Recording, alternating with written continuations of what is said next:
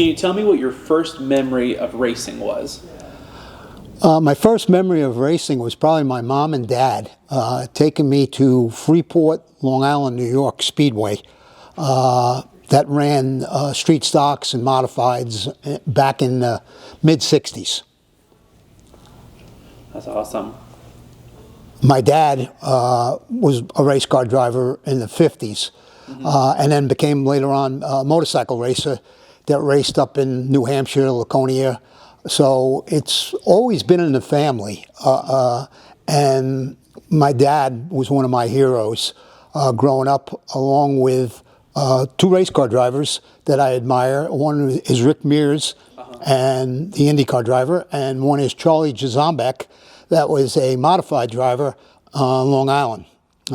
He's passed away, unfortunately, at Martinsville Speedway, but race car drivers were my heroes growing up. So it's something I've always enjoyed, wanted to be involved with, and it's worked out very well for me that I was able to do that. So speaking of that, so how do you make the transition from being a fan into being having a job in NASCAR? Well, how I got my sport is I raced myself, street stocks and sportsmen at Riverhead, Long Island, New York, at the Riverhead Raceway. And then I also raced micro stocks with AMSRA, American Micro Stock Racing Association, in Pine Brook, New Jersey. And funny story was that I was leading the points in probably either June or July, and I had the opportunity to go to a New York Yankee baseball game and ran into Junior Johnson there. And I could go into it a little bit more, that it was a doubleheader, and I think it was 1989. And I met a gentleman from Anheuser-Busch in the Yankee Stadium Pinstripe Club, and got to talking with him because he was wearing a Budweiser at the Glen golf shirt. And I was never a road racing fan, I can't say, but I was interested in it. So I asked him, I says, how's that road race up in Watkins Glen? So the guy starts from Anheuser-Busch, gentleman's name was Mark Bennett, and still friendly with him today, almost 30 or 30-something years ago. He said, oh, it's great, you ought to come up, blah, blah, blah. And he said, you're never going to believe who's coming to this Yankee game. And it was a doubleheader, like I stated. And I didn't guess who was coming, okay? Well, he says, Junior Johnson's coming. I said, oh, my God, Junior Johnson. I mean, that's like meeting Babe Ruth of NASCAR, basically. So probably about 15 minutes, 20 minutes later, Junior Johnson comes walking in to the club at Yankee Stadium, and I get introduced to Junior, and we kind of hit it off right away, okay? I told him that I was a big fan, knew about NASCAR, was involved with NASCAR, and it was a doubleheader, as I stated. Well, the first game gets rained out. We go back to the club, and as Junior and Mark Bennett, we get talking some more. The second game starts, and gets another rain delay, so we go back to the club and had some more conversation and maybe a couple Anheuser-Busch's. And Junior asked me a question, any good Italian restaurants around here? So New York City is Little Italy. So I basically told him where he needed to go and go to this restaurant and whatnot, because I was a New York City cop also. So cops know the good places to eat in New York. So Junior said, hey, if there's anything I can do for you, and what do you actually do? Are you going to the race? So in Pocono that weekend. So I said, actually, Junior, I am going down to the races. So Junior said he would leave myself's name and my friend's name at NASCAR credentials. Well, Sunday morning, we venture to Pocono, and after a little riding around, we find the NASCAR credentials, and sure enough, my name and my friend's name are on the VIP list for NASCAR. Back then, it was called NASCAR Hot Passes. So that's basically how I got my introduction into the NASCAR sport. But again, I drove. I worked on Bob Parks Modified back in the 80s. Bob was a NASCAR Tour veteran that was around a long time. Dad of Steve Park, who I friends with this day, and I've known Steve since he's been a young guy and a great guy, and just to be associated with the Park family was an honor and a privilege. That's awesome. So you ultimately you start working for Junior Johnson. I know you probably have hundreds of stories that you could or maybe couldn't tell on camera, but do you have one that stands out to you? One of the stories that really stands out to me, and I mentioned this when we spoke on the phone the other day, was we're racing in Pocono, and it's probably 1991. And Pocono always had the ARCA series with the Cup cars, and back then it was Winston Cup with the Cup cars at Pocono. So there was probably back then, I don't know, the field, we probably had 40 or so starting cars. So every pit in NASCAR has to have a NASCAR official. So make a long story short, there was a official that we didn't really recognize that was an ARCA official that was not wearing an ARCA uniform. They gave him a Cup uniform to wear that day. And he called us for a call going over the wall too soon. And what that is, you're allowed to go over the wall, the pit, before your car comes in. So whether or not it was warranted or not warranted, Junior didn't like that call and took a pretty big offense to that ARCA official calling it. So right after the pit stop, where we got called and then had to come back in, Junior calls me over to the pit, and I said, Junior, I didn't go over the wall too quick. And he goes, I know you didn't. And I was the windshield guy at that point, and this was before the windshield guy could go over the wall with a squeegee, with a towel or Rain-X and clean them manually. It was with probably anywhere with a 10-foot squeegee on a pole, and you would stand on the wall.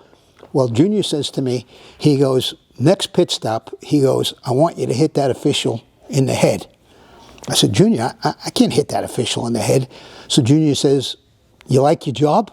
I said, Junior, I love my job. He said, well, hit that SOB in the head.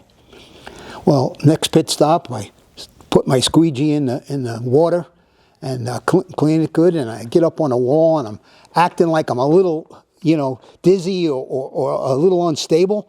And sure enough, there's the NASCAR official, because they go to the right side of the car first and then come back to the left side. So he's on the left side of the car, and I'm acting like I'm wobbly, and there he is, and boom, I hit him right in the head, and gentleman goes down, okay, holding his head. And I'm like, oh my God, what did I just do here? Guys come back over, okay, take care of the right side of the car. And gentleman, NASCAR official, still on the ground holding his head. Car goes out.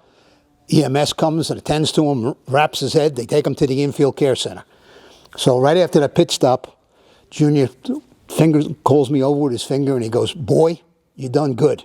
Well, we didn't have any more problems that day going over the wall too early, and I'm sure we were fudging it a little bit, taking full advantage of what transpired.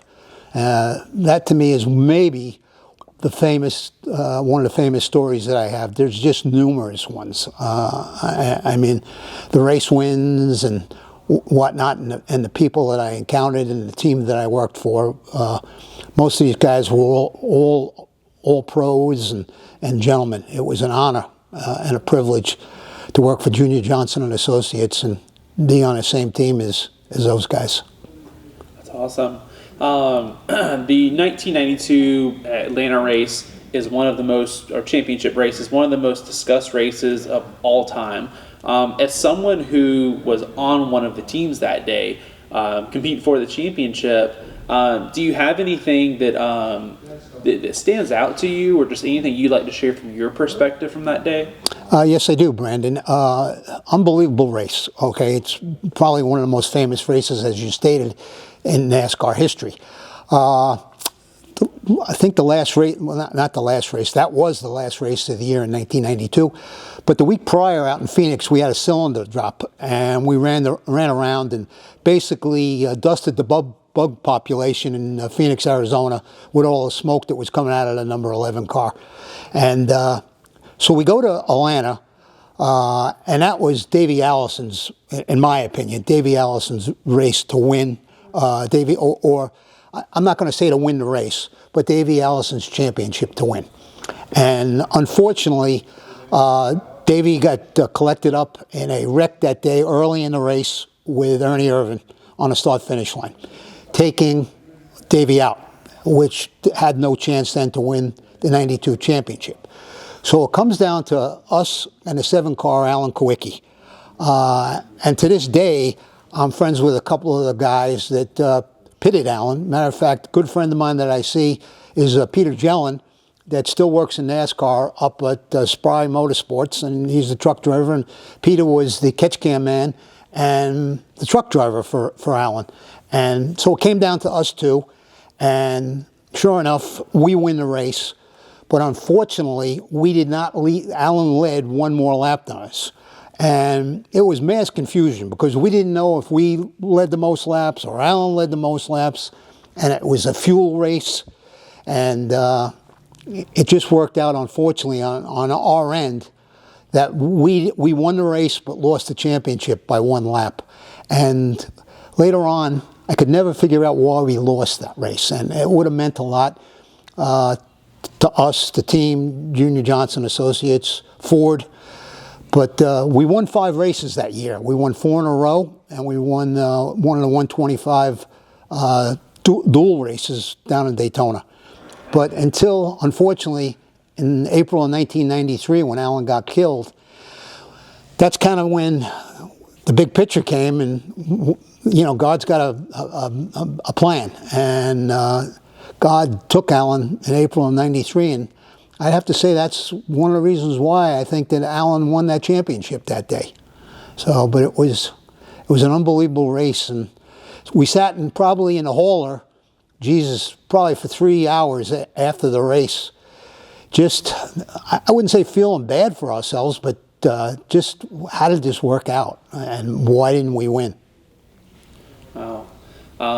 So finally, I know that this is a tough question because there's thousands of choices. But when you look at all of the paint schemes, NASCAR history, is there any one that stands out as your favorite paint scheme? Again, back to 1992. I'd have to say the Budweiser, the red and the white. There's some white in there, but mostly red of the number 11. But Junior Johnson, 1992, Budweiser paint scheme is my favorite because it's close to the heart and it means a lot. NASCAR Winston Cup, and I was able to participate in NASCAR Winston Cup when it was Winston. It wasn't Nextel or it wasn't Sprint. So the sport was very good to me. I met my wife through racing. Later on, she got to work with me hand in hand. She was the scorer when I went to work for Cranifus Haas, 94, 95, 96. She became the scorer. I was the catch cam man. How I met her was she worked for R.J. Reynolds Winston, and it's worked out well. And to this day, have a lot of friends that are in the sport and get to see them, and 35-year friendships that I still can call the people that I worked with and teammates and coworkers. It's very, very enriching and very great. Awesome. Well, thank you so much. Well, you're welcome, Brandon. It's a pleasure, and hopefully anything I can do for the history of this sport, because I am a historian too. I meet people that unfortunately don't know who Freddie Lorenzen and Cale Yarborough, you know, and the history makers of this sport. So this place does a lot to preserve it. And Sue Wallace and Mr. Don Miller are great historians and keep the torch alive.